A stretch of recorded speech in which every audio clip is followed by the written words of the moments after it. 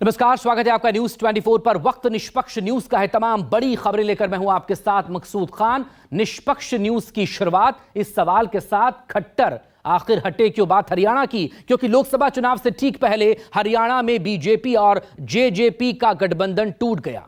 मनोहर लाल खट्टर की जगह अब नायब सिंह सैनी हरियाणा के मुख्यमंत्री बन चुके हैं। हालांकि सैनी कैबिनेट में भी उन्हीं चेहरों को मौका मिला है, जगह मिली है जो खट्टर सरकार में मंत्री रह चुके हैं। लेकिन खट्टर सरकार में गृह मंत्री रहे अनिल विज इस सरकार में शामिल नहीं हुए, शपथ ग्रहण समारोह का हिस्सा भी नहीं बने। मनोहर लाल खट्टर की माने तो गठबंधन लोकसभा चुनाव में सीट बंटवारे को लेकर टूटा है, लेकिन कांग्रेस की माने तो दरअसल यह मैच फिक्सिंग है और हरियाणा की जनता सब जानती है। मैं नायब सिंह ईश्वर की शपथ लेता हूं कि मैं विधि द्वारा स्थापित भारत के संविधान के प्रति सच्ची श्रद्धा और निष्ठा रखूंगा। लोकसभा चुनाव से पहले बीजेपी ने हरियाणा में मुख्यमंत्री बदल दिया। सुबह मनोहर लाल खट्टर ने इस्तीफा दिया और शाम ढलने से पहले नायब सिंह सैनी को हरियाणा का ताज मिल गया। शपथ लेने के साथ ही हरियाणा में नायब सिंह सैनी राज शुरू हो गया। राज्यपाल बंडारू दत्तात्रेय ने नायब सिंह सैनी को हरियाणा के नए मुख्यमंत्री के तौर पर शपथ दिलाई, तो साथ ही मनोहर लाल सरकार में मंत्री रहे। कंवरपाल सिंह गुर्जर, रणजीत सिंह चौटाला, जयप्रकाश दलाल, मूलचंद शर्मा, डॉक्टर बनवारी लाल को भी पद और गोपनीयता की शपथ दिलाई। यानी नायब सिंह सैनी के मंत्रिमंडल में कोई भी नया चेहरा नहीं आया। अलबत्ता खट्टर सरकार में गृह मंत्री रहे अनिल विज ने शपथ ग्रहण समारोह से भी किनारा कर लिया।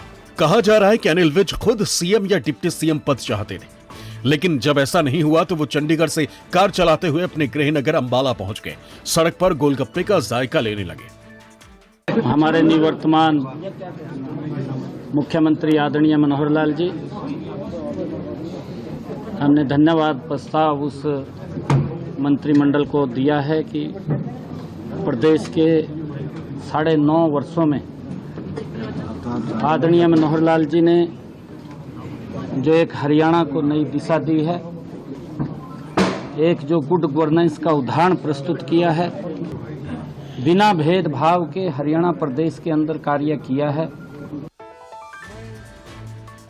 हरियाणा के सीएम की कुर्सी संभालते ही नायब सिंह सैनी को पीएम मोदी ने बधाई दी।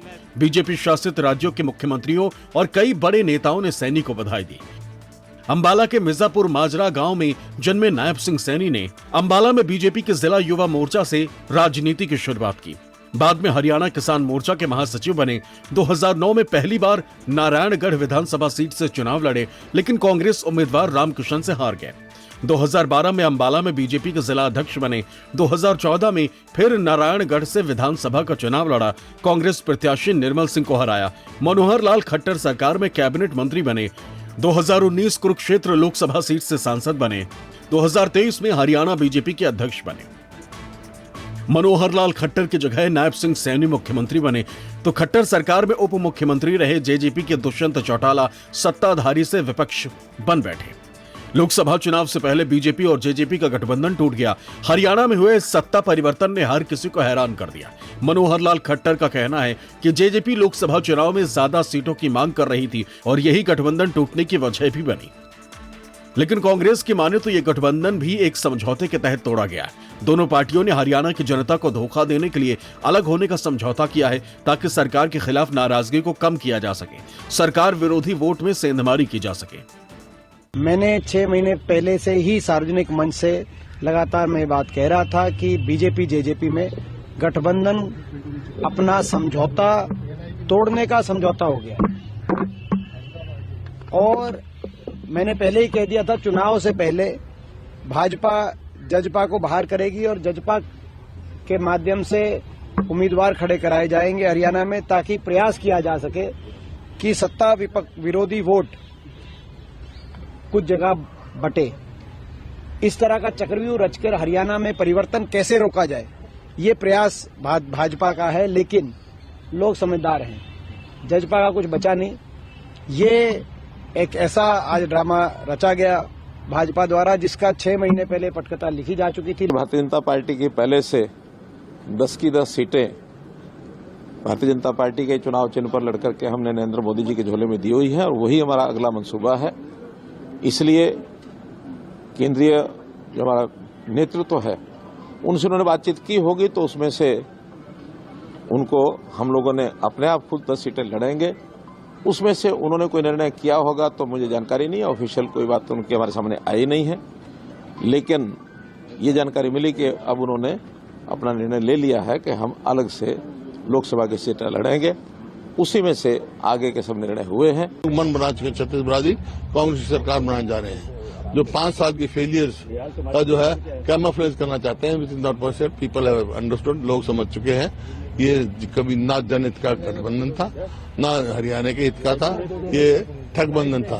सर, प्रेसिडेंट रूल की भी आपने मांग करी है सर? हाँ, क्योंकि मॉरल अथॉरिटी खो चुके हैं ये, और प्रेसिडेंट रूल के अंदर चुनाव होने चाहिए। मीटिंग में सभी मुद्दों पर विचार किया गया।